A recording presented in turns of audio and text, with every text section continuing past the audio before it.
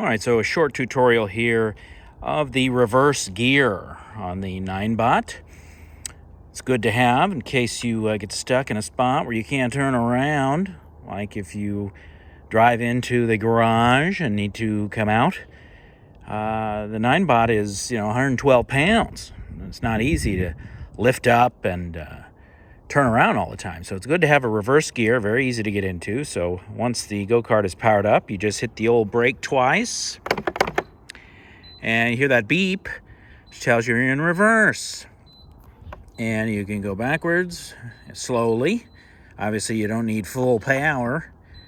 The max speed on the reverse is about 1.9 miles per hour, which is enough to do whatever you need to do. And once you're done, you just hit that brake pedal twice, the beeping stops. Now you're back in business. So that's how the reverse gear works.